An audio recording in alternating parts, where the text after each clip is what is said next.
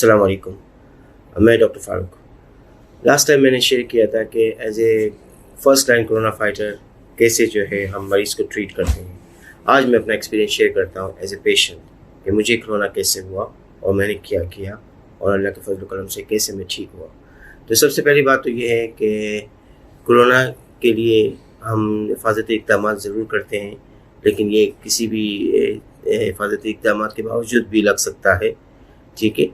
पिछले 3 महीनों से मैं कोरोना के वार्ड में ड्यूटी कर रहा था और मैं राउंड्स करता था कोरोना के पेशेंट्स का, लेकिन तमाम पीपीई को यूज़ करके हम जो है शू कवर से लेकर हेड कवर तक पहनते थे, फेस शील्ड पहनते थे, N95 पहनते थे, गाउन पहनते थे।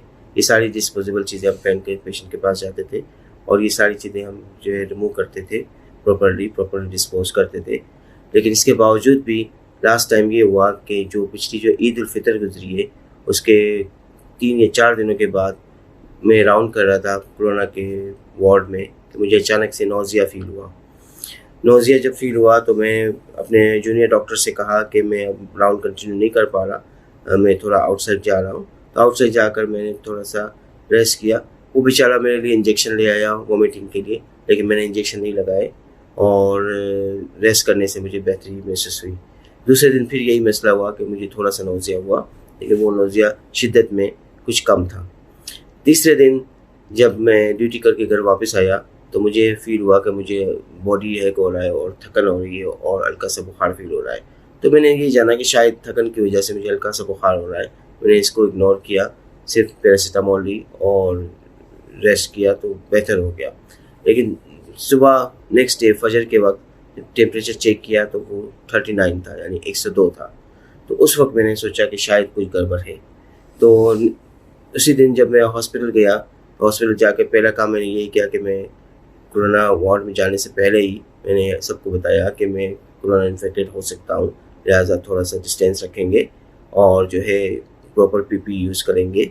और इसके साथ साथ जो है मैंने फ़ौरन ही अपना स्वाब करवाया और मैंने लीव लेकर घर पे रेस्ट किया और घर पे अपने आप को आइसोलेट कर लिया, क्योंकि मुझे शक हो गया था कि शायद मुझे कोरोना है।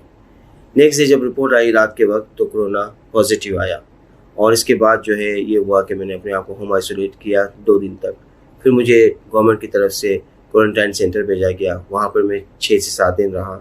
वहाँ पर जो है मुझे बुखार रहा तकरीबन 5 दिन तक और कोई सिम्टम मुझे नहीं आई, ना चेस्ट पेन आया, ना कफ आई, ना शॉर्टनेस ऑफ ब्रेथ आई, ना कोई और सिम्टम आई। थोड़ा सा जो है फ्लू लाइक सिम्टम्स आई थी 2 दिन के लिए, लेकिन वो भी फिर ख़त्म हो गई।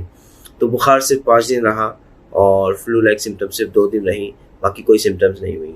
कोरोना के मरीज़ में और बहुत सारी सिम्टम्स हो सकती हैं, जैसे आप जानते हैं कि फ्लू से लेकर sore throat, cough, chest pain, shortness of breath जो सबसे इम्पॉर्टेंट चीज़ है। इसके अलावा नौजिया, वॉमिटिंग और डायरिया, और इसके अलावा हेडेक, और इसके अलावा बाज़ औक़ात डिक्रीज़ लेवल ऑफ कॉन्शियसनेस हो सकता है। और इसके अलावा और भी सिम्टम्स हो सकती हैं जिसमें जो है वीकनेस वगैरह शामिल है या स्ट्रोक की सिम्टम्स शामिल हैं। तो ये सारी सिम्टम्स अल्लाह का शुक्र है कि मुझे नहीं हुई, सिर्फ जो है बुखार और फ्लू लाइक सिम्टम्स हुई और वो ठीक हो गई। अब इस दौरान जो है ये जो ड्यूरेशन था तकरीबन 8 से 10 दिन का ड्यूरेशन था, इस दौरान मैंने अपने आप को घर में आइसोलेट किया। घर में आइसोलेट कैसे करते हैं उसके बारे में मैं नेक्स्ट वीडियो में आपको बताऊँगा। और दूसरा ये कि मैंने क्या चीज़ इस्तेमाल की वो मैं आपको बता देता हूँ। ना मैंने कोई एंटीवायरल ली, ना एंटीबायोटिक्स ली, बल्कि सिर्फ पैनाडोल पे मैंने अपने आप को रखा। जब भी मुझे फीवर होता पैनाडोल में ले लेता। इसके अलावा जो खुराक है वो मैंने बैलेंस डाइट इस्तेमाल की, फ्रूट्स वगैरह का इस्तेमाल ज़्यादा किया। इसके अलावा पानी का इस्तेमाल मैंने ज़्यादा किया। मेरे पास आब ज़मज़म रखा हुआ था, मैंने इस्तेमाल किया आब ज़मज़म। इसके अलावा जो चीज़ें मैंने इस्तेमाल की उसमें अंजीर है, खजूर है, नट्स हैं, ये सारी चीज़ें इस्तेमाल की। शहद को इस्तेमाल किया और कलौंजी भी थोड़ी सी ली। शहद के आधा चम्मच मैंने सुबह शाम लिया और कलौंजी 1-1 चुटकी मैंने सुबह शाम ली, तो इससे भी मुझे काफ़ी फ़ायदा हुआ। इसके अलावा जो है मुझे मौका मिला तो मैं थोड़ा सा जो है कुरान शरीफ पढ़ना शुरू किया, सूरह फातिहा और सूरह रहमान सुनना शुरू की और उससे भी मुझे काफ़ी जो है हिम्मत बनी और फ़ायदा हुआ। तो ये सारी बातें बताने का मकसद ये है कि अगर आपको कोरोना का मसला होता है तो आप घर पे ये अपने आप को आइसोलेट करके आप रिकवर हो सकते हैं अगर ये माइल्ड सिम्टम्स हों। اگر مائلڈ سمٹمز نہ ہوں اور سیویئر سمٹمز ہوں جیسے میں آپ کو ابھی بتانے جا رہا ہوں تو پھر گھر پہ علاج نہیں ہو سکتا. تو مائلڈ سمٹمز کا مطلب یہ ہے کہ ہلکا سا بخار ہو، اور بخار اگر تیز ہو تو 1-2 دن تیز رہے پھر ٹھیک ہو جائے، اور اس کے علاوہ گلے میں درد ہونا، ہلکی سی کھانسی وغیرہ ہونا، اور اس کے علاوہ نزلہ ہونا، اور اس کے علاوہ وامٹنگ یا دست ہونا، لیکن بہت زیادہ نہیں. اگر وامٹنگ یا دست بہت زیادہ ہوں تو آپ کو فوراً ہاسپٹل جانا چاہیے، کیونکہ ڈی ہائیڈریشن ہو سکتا ہے، اور ہو سکتا ہے آپ کو آئی وی فلوئڈس کی ضرورت ہو، جیسے ڈرپس وغیرہ لگنے کی ضرورت پڑ سکتی ہے.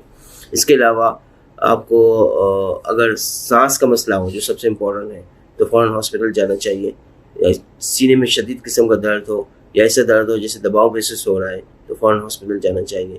اس کے علاوہ اگر کانشیس لیول میں کمی آ رہی ہے، بے ہوشی جیسی طاری ہو رہی ہے تو فوری ہاسپٹل جانا چاہیے. اس کے علاوہ کوئی اور سمٹمز آ رہی ہیں جیسے ویکنیس ہو رہی ہے باڈی میں تو فوری ہاسپٹل جانا چاہیے. اتنا شدید ہیڈ ایک ہو کہ گردن ہلانے میں بھی درد ہو اور وامٹنگ شروع ہو جائے تو بھی فوراً ہاسپٹل جانا چاہیے. تو یہ ساری باتیں تھیں جو میں آپ سے شیئر کرنا چاہ رہا تھا. تو کورونا کے مریض کو گھبرانا نہیں چاہیے، لیکن اپنا خیال خود رکھ سکتے ہیں، اپنے آپ کو آئسولیٹ کر کے کچھ گھریلو ٹوٹکے استعمال کر کے، اور کچھ وائٹامنس وغیرہ بھی لے سکتے ہیں. میں نے تو اگرچہ زیادہ وائٹامنس نہیں لیے، میں نے صرف وائٹامن ڈی لیا اور ملٹی وائٹامن کے جو کیپسول میں کھا رہا تھا وہ لیتا رہا. لیکن یہ کہ اگر آپ لینا چاہیں تو وائٹامن بی کمپلیکس لے سکتے ہیں، زنک لے سکتے ہیں، اس کے علاوہ وائٹامن ڈی لے سکتے ہیں، اور اس کے علاوہ بیلنس ڈائٹ لیں. شہد اور کلونجی کے استعمال کرنے میں کوئی حرج نہیں ہے، استعمال کر سکتے ہیں.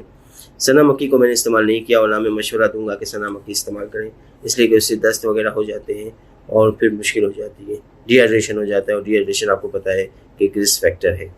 تو یہ ساری باتیں تھیں. آئندہ کسی اور ویڈیو کے ساتھ پھر ملیں گے انشاءاللہ. اللہ حافظ.